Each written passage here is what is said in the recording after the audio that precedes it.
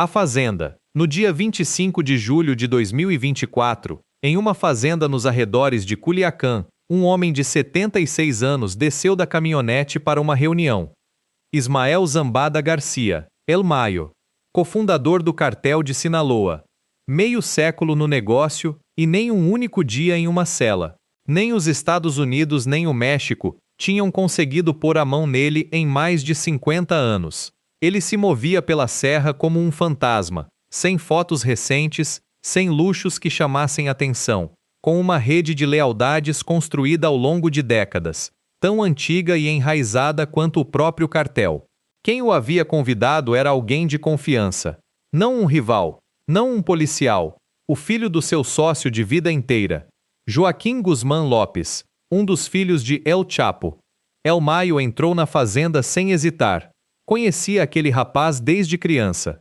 Tinha construído um império ao lado do pai dele. Não tinha motivos para desconfiar. Assim que cruzou a porta, caiu numa emboscada. Vários homens o dominaram, cobriram sua cabeça e o tiraram de lá. O colocaram em uma avioneta. Amarraram suas mãos. Quando a aeronave pousou, ele não estava na Serra de Sinaloa. Estava em um aeroporto perto de El Paso, Texas. Do outro lado da fronteira, nas mãos de agentes americanos. O homem que ninguém conseguiu prender em 50 anos não caiu por uma grande operação militar. Não caiu por uma denúncia anônima. Caiu porque o filho do seu compadre o entregou de mão beijada. Não foi teoria. Meses depois, em dezembro de 2024, Joaquim Guzmán Lopes se declarou culpado perante a justiça americana e admitiu que ele mesmo havia levado El Mayo até aquele avião. A entrega do lendário capo foi sua moeda de troca. E a traição não parou aí. Acendeu um estopim que estava esperando há anos. Sinaloa. O cartel que durante décadas havia se mantido unido, explodiu em uma guerra civil brutal. Os filhos do Chapo contra a gente do Mayo. Culiacán virou um campo de batalha. Centenas de mortos. Um império partido ao meio por dentro. El Mayo passou 50 anos esquivando de todos os seus inimigos. No fim, foi derrubado pela única pessoa de quem jamais se protegeu. A família do seu melhor sócio. Mas trair o patrão não era nenhuma novidade em Sinaloa. 16 anos antes, o próprio Chapo havia sido o acusado. A suspeita. No dia 21 de janeiro de 2008, em Culiacán, o exército mexicano prendeu Alfredo Beltrán Leiva. Chamavam-no de El Mochomo. Era um dos 4 irmãos que, durante anos, haviam sido o músculo e o dinheiro do cartel de Sinaloa. Sócios de El Chapo Guzmán. Quase família. Os Beltrán Leiva moviam droga, compravam policiais e protegiam o império como se fosse deles, porque em boa parte era mesmo. A prisão foi limpa. Limpa demais. Pegaram ele quase sem resistência, com malas cheias de dinheiro e relógios de luxo. E no mundo do narcotráfico, uma prisão limpa demais sempre cheira a mesma coisa. Traição. Os irmãos Beltrán Leiva fizeram um raciocínio rápido. El Mochomo havia se tornado um problema. Barulhento demais, exposto demais. E quem ganhava se livrando dele sem sujar as mãos? O próprio sócio. Chegaram a uma conclusão que não puderam provar, mas da qual jamais duvidaram. El Chapo havia entregado o irmão ao governo. Não houve julgamento para essa acusação. Houve vingança. Meses depois, em maio de 2008, em um estacionamento de Culiacán, um grupo de homens fuzilou um jovem de 22 anos. Chamava-se Edgar Guzmán Lopes. Era filho de El Chapo. A resposta dos Beltrán Leiva à suposta traição foi matar o filho do homem que, acreditavam, havia traído o irmão deles. E com isso, o cartel de Sinaloa se partiu ao meio. Os Beltrán Leiva romperam com Sinaloa e se aliaram aos inimigos. O cartel do Golfo, os Zetas. O que havia sido uma só organização virou 2 exércitos atirando uns nos outros pelas mesmas bocas que antes dividiam. A guerra se espalhou por meio país. Nunca foi provado que El Chapo entregou El Mochomo. Pode ser que fosse verdade. Pode ser que não. Mas no narcotráfico não precisa de prova para desencadear uma guerra. Basta uma suspeita. Alfredo Beltrán Leiva acabou extraditado para os Estados Unidos e condenado à prisão perpétua. E tudo começou por uma prisão que pareceu fácil demais, e pela certeza, verdadeira ou não, de que o traidor estava em casa. Os Beltrán Leiva se sentiram vendidos pelo sócio. Mas em outro cartel, a traição não veio de um igual. Veio de baixo, dos cachorros que eles mesmos haviam criado. A fera. No final dos anos 90, o cartel do Golfo teve uma ideia que parecia brilhante. Seu líder, Osiel Cárdenas, recrutou um grupo de desertores do exército mexicano. Soldados de elite, treinados em armas, táticas e disciplina militar. Os transformou no seu braço armado. Sua guarda pessoal. Seu exército privado. Chamaram-nos de Los Zetas. Durante anos funcionou na perfeição. Os Zetas matavam, sequestravam e aterrorizavam por ordem do Golfo. Eram a ferramenta mais temida do narcotráfico mexicano. Não eram bandidos improvisados. Eram militares de verdade. Impuseram um nível de violência sistemática que o país jamais havia visto. Mas o Golfo cometeu um erro clássico. Criou uma fera e acreditou que ela sempre obedeceria à coleira. Em 2007, Osiel Cárdenas foi extraditado para os Estados Unidos. Sem seu líder forte, o cartel do Golfo se enfraqueceu. E enquanto os chefes se dividiam, os Zetas ficavam maiores, mais ricos e mais poderosos do que aqueles que lhes davam ordens. O braço armado havia se tornado mais forte do que o corpo. Os chefes do Golfo perceberam tarde demais. Tentaram cortar o poder deles, impor limites, frear os que durante anos haviam sido seus cães de guerra. Os Zetas responderam na única língua que conheciam. Em 2010, a fera rompeu a coleira. Os Zetas se separaram do cartel do Golfo e declararam guerra aos seus antigos donos. Os que haviam nascido para proteger o Golfo se tornaram o seu pior inimigo. O que veio depois foi um dos períodos mais sangrentos da história do México. O nordeste do país virou um cemitério. Cidades inteiras sob fogo cruzado de duas organizações que até pouco tempo eram uma só. Chacinas, corpos, cidades esvaziadas. O cartel do Golfo teve que se aliar ao seu velho inimigo, o cartel de Sinaloa, apenas para sobreviver aos monstros que ele mesmo havia fabricado. Osiel Cárdenas queria um exército invencível que ninguém pudesse comprar. Conseguiu. O problema é que esse exército, mais cedo ou mais tarde, deixou de ser seu. O Golfo criou o próprio algoz por ambição. O próximo traidor não buscava poder por baixo. Estava no círculo mais íntimo. Era o padrinho dos filhos do chefe. O padrinho. No cartel de Sinaloa, havia um homem em quem El Chapo Guzmán confiava quase tudo. Chamava-se Dámaso López Núñez. Apelidavam-no de El Licenciado, porque havia trabalhado no sistema penitenciário antes de trocar de lado. Na verdade, foi funcionário na penitenciária de Puente Grande, a mesma da qual El Chapo fugiu em 2001.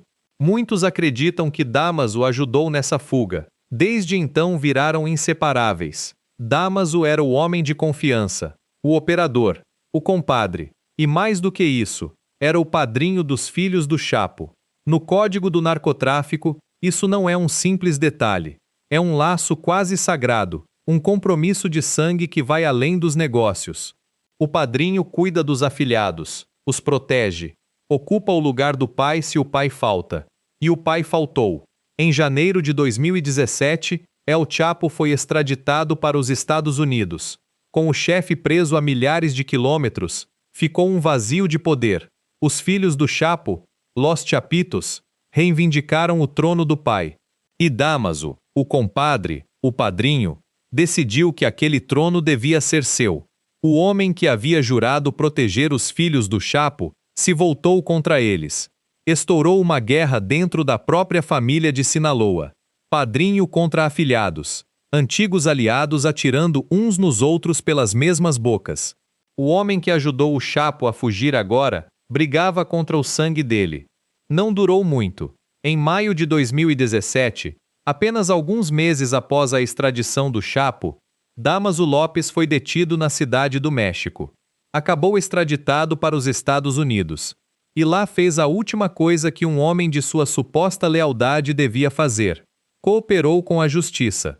O padrinho que traiu os afilhados terminou traindo também o pai. No narcotráfico, a palavra compadre se pronuncia com respeito. Supostamente significa lealdade até a morte. Mas quando o chefe cai e o trono fica vazio, até o padrinho dos seus filhos pode se tornar o primeiro a ir atrás deles. Damaso traiu o Chapo por poder. Mas quem afundou o Chapo de vez foi alguém muito mais discreto, um homem que nem sequer empunhava uma arma. O engenheiro. El Chapo Guzmán era paranoico, e tinha razão de ser. Sabia que o escutavam. Sabia que um único erro em uma ligação, uma palavra a mais, poderia custar-lhe a liberdade. Então fez o que faz um capo moderno. Montou sua própria rede de comunicações criptografadas. Um sistema privado, encriptado, impossível de interceptar. Celulares que só falavam com outros celulares do cartel, protegidos por uma tecnologia que o governo não conseguia tocar. Para construir essa rede, contratou um especialista. Um engenheiro de sistemas colombiano chamado Christian Rodrigues. Um cara jovem, brilhante, invisível. Não era pistoleiro. Não era traficante. Era o homem que sustentava o segredo do império. El Chapo confiou nele cegamente. Entregou-lhe as chaves de todas as suas conversas. Esse foi o erro. O FBI chegou a Christian Rodrigues antes que o Chapo percebesse o risco. E o engenheiro, pressionado, fez um acordo. Em vez de proteger as comunicações do Chapo, as abriu para o governo americano. O homem que havia construído a fortaleza entregou a porta ao inimigo. Durante meses, o FBI escutou o Chapo em tempo real. Seus negócios, suas ordens, suas ligações pessoais. Tudo gravado, graças ao mesmo sistema que ele acreditava ser indestrutível. O capo falava tranquilo, certo de que ninguém podia ouvi-lo. E do outro lado da linha, sua própria tecnologia o estava enterrando.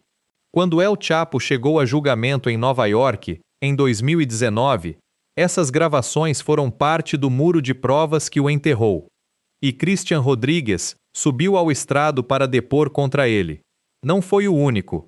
El Vicentilo, Vicente Zambada, filho de El Mayo, também testemunhou contra ele.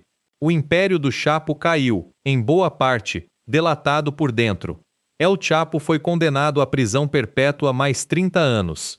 Hoje vive em uma prisão de segurança máxima, 23 horas por dia em uma cela de concreto sem janelas.